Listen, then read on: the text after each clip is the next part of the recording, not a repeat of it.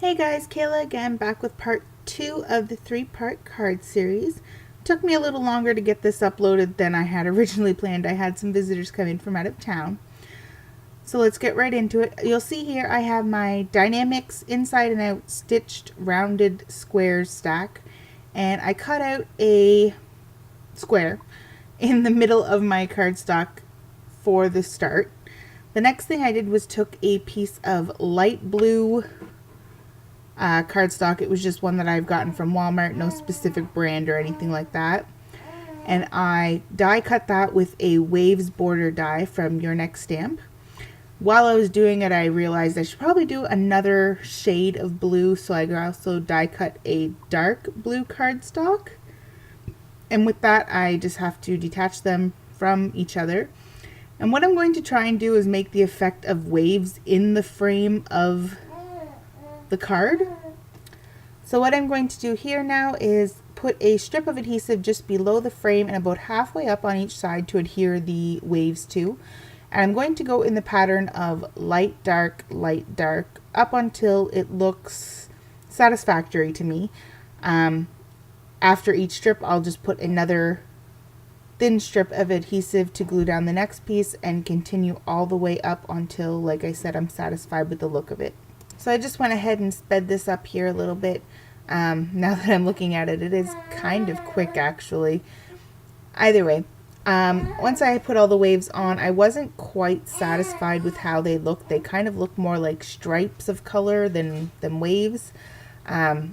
So for the next time I do some waves, I'm going to have to look and see if there's a different way I can do it. If there's a better way that you know of, please comment below. You probably hear again my daughter's in the background. I thought it was ship or something like that, but once I find it, I will mark it in the description box. So what I'm doing, I'm just lining it up where I'd like it to be, placing my stamp down. That way when I move the outer card, I can have a better idea of whereabouts it'll be. And then what I plan to do is cut out the bottom section, the edges of the bottom section of the boat, and try and wedge it onto the waves and see how that turns out.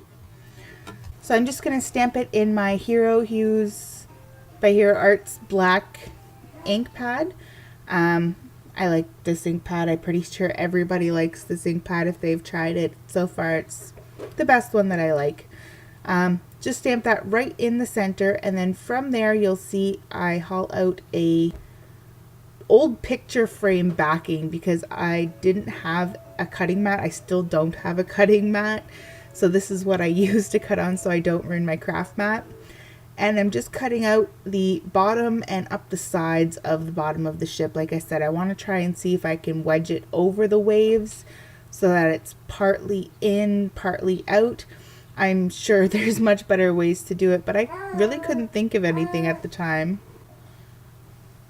So now I'm just going to wedge it back, see how the placement goes. Now the first time I placed it on, I did have to pull it back out and trim a little bit more up the edges so that it would fit properly.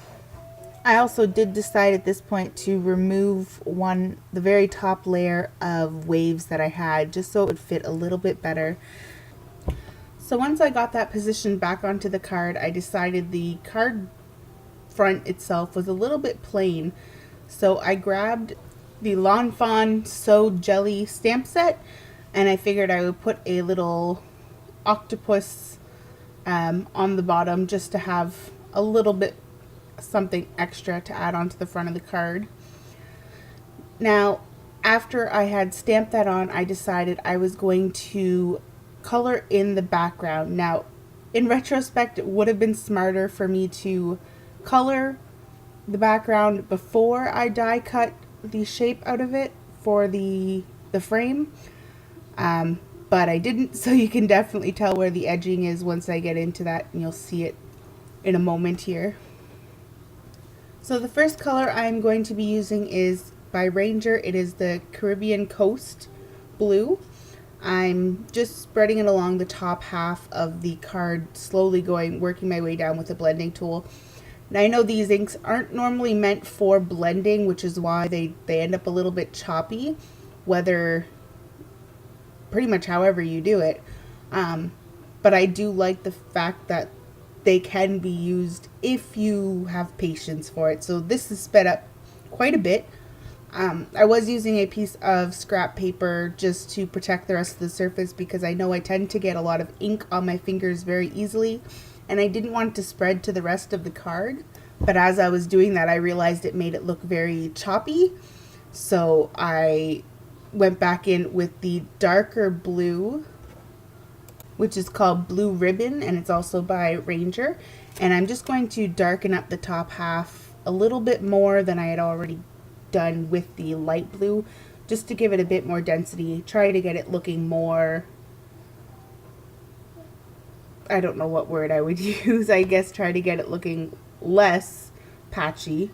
From there I have my Distress ink, and I'm just going to blend out the edges with the black soot and use that to try and blend everything together a little bit better.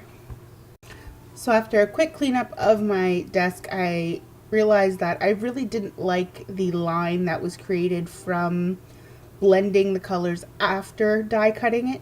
So I took some little cloud dies from Memory Box, and I just cut them out of a dark gray cardstock that I had, and I'm just going to lightly color the edges with my black soot Distress ink, and I'm going to use those to cover as best as I can the line right above the ship, right in the middle of the sky, because I find it's very harsh, very obvious. At least now I know for future reference.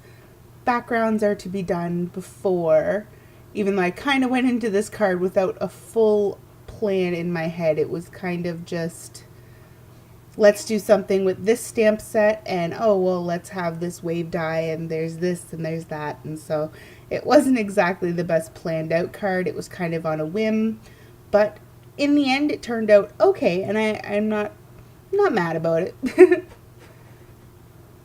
So at this point here I decide to color in my jellyfish or octopus. I'm still not sure what it is.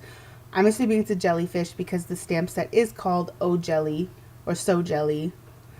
Either way, I colored it in with a light pink Copic marker. It is the color R32 and R05 for the little dots and the little tentacle thingies.